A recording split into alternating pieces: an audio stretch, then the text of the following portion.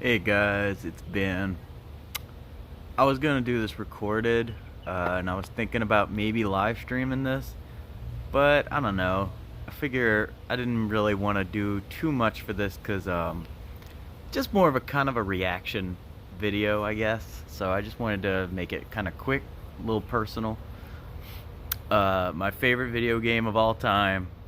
Uh, I've com- finished. Yeah, I finished playing the remake uh, the other night, and I've been kind of in a weird state of shock. Uh, I'm kind of still processing it in a weird way. Um, because the ending alluded to the fact that there's a strong possibility that this remake series is gonna be like a total parallel timeline type of story.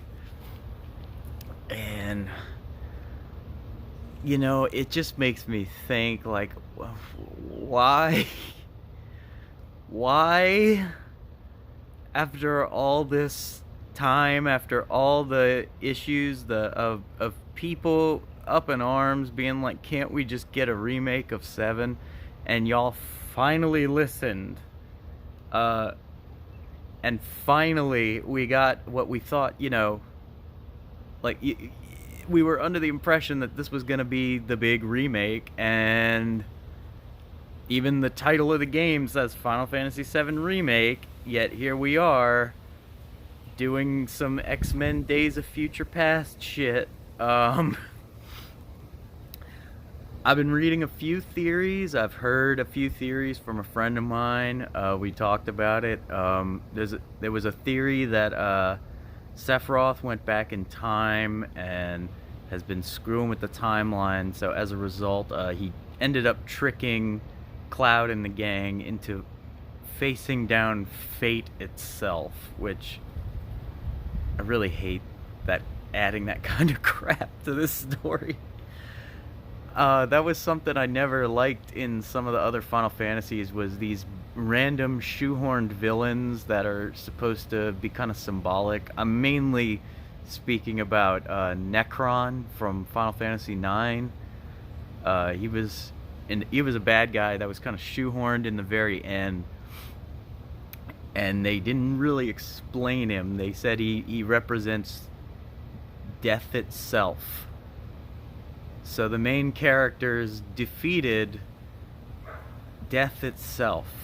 Just like in this one, our main characters defeated fate itself. I don't know if you can tell from my face or my tone of voice, but this is so stupid. I just hope that there's going to be a little bit of course correction on that. Because for the most part, I can tell you that, like, up until that final part, I was absolutely in love with this game, and I still am, because it's 99% perfect. It's just that it's the fact that at the end we had to completely upend everything, and the fact that it makes me worried about the future installments, because it's making me think that there's a good chance they're gonna go very off script, and I don't like it. I don't like it one bit.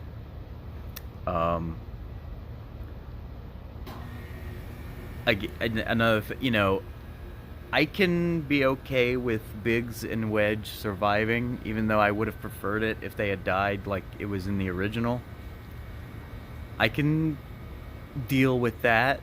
But if Zack is still alive, I'm not gonna be happy. It's nothing against Zack as a character, it's just that his death and everything had such great impact on the story, and I feel like rewriting that would just be like chickening out for the sake of really cheap fan service. of like, you know, oh, what about the people who want to see Aerith and Zack get together? It's like, you know, keep the dramatic beats, you know what I mean? Like, when you've got good drama, you can do so much with that, you know? And I mean, it was like, again, most of this game, they did a great job with the drama. They kept to the beats of the original game, but they expanded on it, and they added more things to the mix that add to the lore and also add to the drama of the story at hand. It all worked. It was great. So why on God's green earth did y'all shoehorn in this ridiculous ending? And also this stuff with Sephiroth. I get that. I mean, I feel like I know this mindset where they were thinking, well, like, a lot of people like are dying for something with Sephiroth and all that. Like, we need a good Sephiroth moment. And so they were like, well, okay, well, let's throw in a bonus at the end of this one. Let's have a bonus fight with Sephiroth. And you didn't need to do that. I feel like we could have had the battle with the mech on the highway. That battle that happens right before they open the door to fate. That could have been the final battle. And we could have ended it when they get to the end of the highway and we have a quick wrap-up scene where everybody's talking about, you know, what we got to do next, where we got to go, and then have Barrett do his whole, like, oh, Marlene, I'm coming back soon. Do a cutaway to Marlene. Maybe throw in, you know, the cutaways to stuff with Wedge or Biggs. And bam, just wrap it up from there. We didn't need all this reality bending stuff. The whispers could have been explained a different way as something that works for the planet or whatever. Because I mean, as I was playing the game, I figured when I learned that like when they talk about the fact that the whispers protect fate itself, I was thinking to myself, like, well, okay, fate must have ordained that Sephiroth was supposed to win. That's what I had in my mind originally, but then it got kind of screwy because then they stepped in to stop Barrett from dying, blah blah blah. Essentially, I think there were other ways to play off the whispers. So all in all, in terms of a modern Final Fantasy game, this is definitely a big step up from where we were. It improves on all of the problems that were in things like Final Fantasy 15. It's just the fact that it was that shoehorned in ending that I could not stand. I'm just hoping that most of that stuff was symbolic, or they're talking like, oh, there's other timelines now where these people are alive, but it's not this one, that kind of stuff. I just hope that they don't go too off script, you know what I mean? I'm totally cool adding content in because there were a lot of gaps in the original story that can be filled in. I'm totally cool with expanding on the characters, giving them more depth and backstory. I am great with that. I love that. I have a problem with this business of completely going off of the track, not following the beats. So that's my spiel. I know it's silly to do a video like this, but I just kind of wanted to voice my thoughts about it, maybe get some of y'all's opinions on it. What do you think's gonna happen in the next one? What do you think? Do you think that they're gonna go to calm? Do you think that they're gonna do all the stuff they have to do with the... I mean, I know that the Chocobo Farm's gonna be in the next one. They've already shown footage of that. But like, do you guys think that they're gonna try at least to be somewhat loyal to their source material? Let me know what you think. Oh, let me know if you think Aerith is still gonna get it. Because that's something I was wondering about. I'm like, if they're changing things up, is Aerith gonna survive?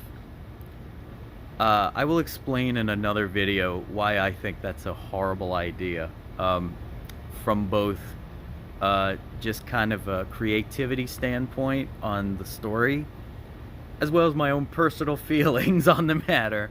So yeah, thanks for joining me today, guys. If you like anything I had to say, go ahead, hit the like button, go ahead, hit the subscribe button. I Outlaw Nights is gonna be launching on Indiegogo in about a month.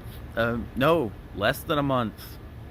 We got about, oh my god, actually it's like 15 days, 16 days, something like that.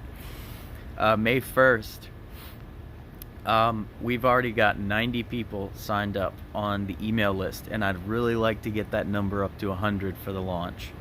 So if you guys know anybody who would be interested in Outlaw Nights, if you guys share it with your friends, share it with family that is 17 and up. I don't want, this isn't for young kids.